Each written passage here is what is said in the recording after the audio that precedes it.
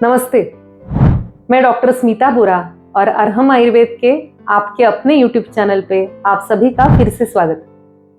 आज हम एक ऐसे विषय पर चर्चा करेंगे जो हर भारतीय घर में रोज चर्चा का विषय होता है। दालें हमारे रोज के भोजन का अभिन्न अंग रही इस पौष्टिक खाद्य पदार्थ के बारे में हम कितना जानते हैं, क्योंकि दाल सिर्फ एक फूड आइटम नहीं बल्कि ये हमारी संस्कृति का, स्वास्थ्य का और स्वाद का एक महत्वपूर्ण हिस्सा है। प्राचीन काल से आयुर्वेद में दालों का महत्व बताया गया और मॉडर्न साइंस भी उनकी पुष्टि करता है। बहुत से लोगों के मन में सवाल होता है कि कौन सी दाल सबसे अच्छी है, मूंग, तूर, मसूर या उड़द। हर एक के फायदे क्या है, किस प्रकृति के लिए कौन सी दाल उपयोग में लेनी चाहिए।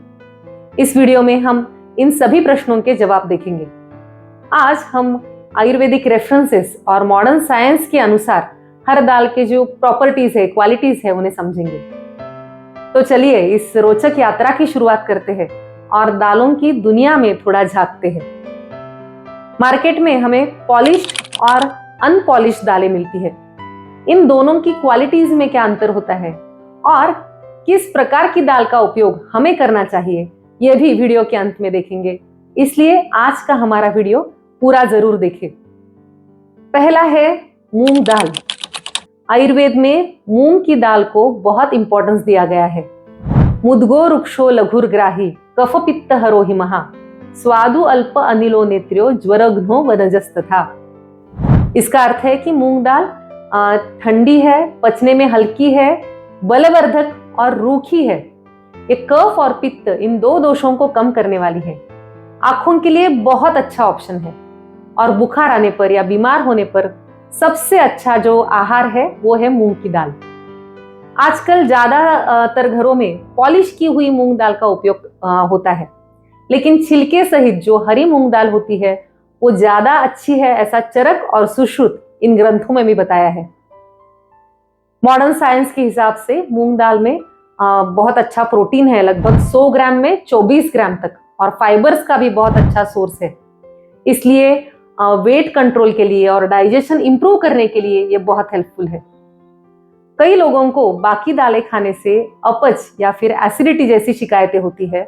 ऐसे सभी लोगों के लिए मूंग दाल एक ज्यादा अच्छा ऑप्शन है, क्योंकि यह पित्त को कम करता है। अब दूसरी दाल वो है तुअर की दाल। यह तुअर दाल कसैली और थोड़ी बाद में मधुर होती है। पाचन शक्ति को बढ़ाने वाली, वात दोष को कम करने वाली होती है। अब दाल नंबर 3 मसूर दाल। आयुर्वेद में मसूर की दाल को मांगल्य यानी शुभ माना है। भाव प्रकाश ग्रंथ में कहते हैं, मसूरो मधुरा पाके संग्राही शीतलो लघु कफ पित्त अस्त्रजित वृक्षो वातलो ज्वर नाशनहा। इसका अर्थ है कि मसूर की दाल मधुर, तासीर में ठंडी और पचने में हल्की है। ये रक्त शुद्धि करती है और आपके शरीर को बल देने वाली, स्ट्रांग बनाने वाली है। मसूर दाल में भी प्रोटीन्स अच्छी मात्रा में पाए जाते हैं और आयरन का ये बहुत अच्छा सोर्स है। लगभग 100 ग्राम दाल में 7.5 मिलीग्राम आयरन मिलता है। इसलिए शाकाहारी लोगों के लिए ये बहुत अच्छा सोर्स है प्रोटीन्स का और बाकी मिनरल्स का। अब दाल नंबर 4 उड़द दाल। आयुर्वेदिक ग्रंथों में उड़द दाल को बलप्रद यानी शक्तिदायक माना गया है। माशो गुरुः स्निग्धतरो ब्रूहणो बलवर्धनः शुक्रलः स्वादुपाकश्च वातघ्नो मूत्रलो हिमः। इसका अर्थ है कि उड़द दाल गुरु है यानी पचने में भारी है, बहुत स्निग्ध है, पुष्टिकारक, बलवर्धक और वीर्यवर्धक है। वात दोष के लिए ये दाल बहुत अच्छी है, लेकिन कफ और पित्त ये दो दोष बढ़ाने वाली है। इसलिए जिनका पाचन मंद होता है उनके लिए ये दाल संभल कर खानी चाहिए। मॉडर्न साइंस के हिसाब से उड़द दाल में प्रोटीन्स लगभग 100 ग्राम में 25 ग्राम पाए जाते हैं और एंटीऑक्सीडेंट्स का ये बहुत अच्छा सोर्स है। इसमें जो मौजूद फ्लेवोनॉइड्स है वो आपकी हार्ट हेल्थ में सुधार करने में मदद करते हैं। बाकी दालों की कंपैरेटिवली इसमें फॉस्फोरिक एसिड की मात्रा जो है लगभग 5 से 10 गुना ज्यादा होती है। साथ ही बाकी दालों की कंपैरिजन में इसमें प्रोटीन्स भी ज्यादा होते हैं। इसलिए वेजिटेरियन लोगों के लिए या जो फिर बहुत एक्सरसाइज करते हैं, जिन्हें बार बार भूख लगती है, उनके लिए उड़द दाल बेस्ट ऑप्शन है। इन दालों के अलावा हमारे डाइट में नियमित रूप से आने वाली और एक दाल है चने की। इसके बारे में अलग से एक वीडियो बनाना चाहिए, क्योंकि चने की दाल के बारे में बहुत सा वर्णन आयुर्वेद और मॉडर्न साइंस में मिलता है। अगर आप चने की दाल के बारे में ज्यादा जानना चाहते हो तो कमेंट्स में जरूर लिखें। इस दाल पर हम अलग से एक स्पेशल वीडियो बनाएंगे। तो संक्षेप में अब हमने चारों दालों के जो क्वालिटीज है, गुणधर्म है, वो जान लिए हैं। अब देखते हैं कि पॉलिश्ड और अनपॉलिश्ड दाल में क्या फर्क होता है और हमारे हेल्थ के लिए कौन सा जो प्रकार है ज्यादा अच्छा है। तो पहला पॉइंट है जो न्यूट्रिएंट्स है उनके हिसाब से बिना पॉलिश की दाल जो होती है उसमें ज्यादा न्यूट्रिएंट्स होते हैं, क्योंकि उसका जो बाहरी कवर है वो बरकरार रहता है। पॉलिश करने से बाहरी कवर और जो अंकुर होते हैं वो हटा दिए जाते हैं, जिनमें बहुत सारे न्यूट्रिएंट्स होते हैं। दूसरा पॉइंट है फाइबर्स। अनपॉलिश दाल में ज्यादा फाइबर होता है जो आपको डाइजेशन में हेल्प करता है और आपके डाइजेस्टिव सिस्टम का जो स्वास्थ्य है उसको बनाए रखता है। फाइबर से आपकी ब्लड शुगर भी कंट्रोल में रहती है और कोलेस्ट्रॉल भी कम होता है। तीसरा पॉइंट है मिनरल्स। अनपॉलिश दाल में आयरन, जिंक और मैग्नीशियम जैसे मिनरल्स ज्यादा मात्रा में होते हैं। पॉलिश करने के दौरान जो बाहरी परत है उसमें से लगभग 75% तक मिनरल्स नष्ट हो सकते हैं। Point number 4, vitamin. अनपॉलिश दाल में विटामिन बी और विशेष रूप से थायमीन, राइबोफ्लेविन और नियासिन ज्यादा मात्रा में पाए जाते हैं। ये विटामिन आपको ऊर्जा देने का और होलिस्टिक हेल्थ के लिए भी बहुत इंपॉर्टेंट होते हैं। Point number 5, antioxidants. अनपॉलिश जो दाल होती है उसमें एंटीऑक्सीडेंट्स विशेष रूप से पॉलीफिनॉल्स ज्यादा मात्रा में होते हैं। ये पॉलीफिनॉल्स आपकी सेल्स में जो ऑक्सीडेटिव स्ट्रेस होता है या इन्फ्लेमेशन होता है उससे आपको बचाते हैं। Point number 6, blood sugar. Unpolish दाल का जो ग्लाइसेमिक इंडेक्स है वो कम होता है क्योंकि इसमें ज्यादा फाइबर होता है। इससे ब्लड शुगर जो तैयार होती है वो ब्लड में धीरे धीरे मिक्स होती है, जो डायबिटिक पेशेंट्स के लिए बहुत उपयोगी है। Point number 7, proteins.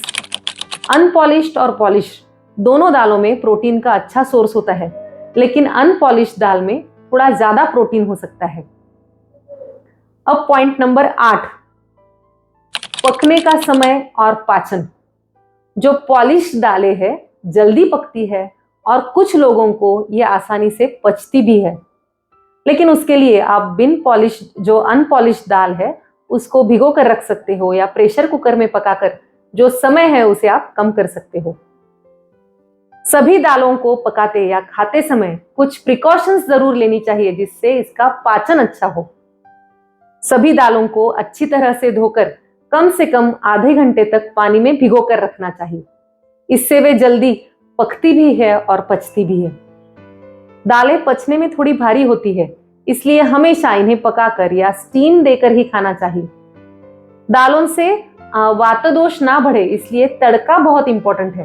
तड़के में घी, जीरा, हींग, कड़ी पत्ता जैसे पाचक पदार्थ डालने से दालों का पाचन आसान हो जाता है और इससे गैसेस या इंडाइजेशन से आप बचते हो। प्रोटीन का ये बहुत अच्छा सोर्स है सभी दालें। इस कारण कई लोग कभी कभी बहुत ज्यादा दालें खाते हैं, लेकिन अगर पाचन अच्छा ना हो, आपका एक्सरसाइज ना हो तो दालें पचती नहीं है, बल्कि इससे साइड इफेक्ट होते हैं। इसलिए जो लोग बहुत अच्छा एक्सरसाइज करते हैं या फिर जिनका डाइजेशन अच्छा है उनके लिए दालें बहुत अच्छा ऑप्शन है। जिनका डाइजेशन स्लो है उन्हें मूंग की दाल को प्रेफरेंस देना चाहिए। आपकी प्रकृति और आपकी जो लाइफस्टाइल है उसके अनुसार भी आप दालों का सिलेक्शन कर सकते हो। जैसे अगर डाइजेशन वीक है तो मूंग दाल, अगर आपको रक्त वृद्धि करनी है तो मसूर या तुअर की दाल, आपको एनर्जी बढ़ानी है तो उड़द की दाल। याद रखें, जो विविधता है वो स्वस्थ आहार का मूल मंत्र है। हमने देखा कि हर दाल के अपने अपने अलग क्वालिटीज है, इसीलिए याद रखें कि कोई भी एक दाल सबसे अच्छी नहीं। असली कला तो सभी दालों का बैलेंस्ड मात्रा में उपयोग करने में है। अपनी प्रकृति और मौसम के अनुसार आप दालों का सिलेक्शन कर सकते हैं। जैसे गर्मियों में मूंग दाल का उपयोग ज्यादा करें क्योंकि यह गुणों से ठंडी है। सर्दियों में उड़द दाल का उपयोग करें क्योंकि यह उष्ण है। और बरसात के मौसम में तुअर दाल, मसूर दाल का ज्यादा उपयोग करें क्योंकि यह पचने में हल्की है। आयुर्वेद की दृष्टि से हमारे आहार में विविधता होना बहुत इंपॉर्टेंट है, इसलिए अपने आहार में सभी दालों को शामिल करें, लेकिन उसका जो पकाने का तरीका है, जो क्वांटिटी है, वो सही रखें। याद रखें कि दालें केवल प्रोटीन का एक सोर्स नहीं, बल्कि हमारी संस्कृति का एक अमूल्य विरासत है। इसमें पोषण मूल्यों के साथ साथ उनकी जो पारंपरिक रेसिपीज है, उनके उपयोग को भी हमें संरक्षित करना बहुत इंपॉर्टेंट है। आशा है कि इस वीडियो ने आपको दालों के बारे में ज्यादा जानने में मदद की होगी। यदि आपके कोई भी सवाल है या आप जानकारी कोई लेना चाहते हो तो कृपया कमेंट्स में जरूर पूछें। अपनी पसंदीदा दाल कौन सी है और उसके उपयोग के बारे में कमेंट में बताना ना भूलें। मिलेंगे अगले वीडियो में। शुभम भवतु। धन्यवाद।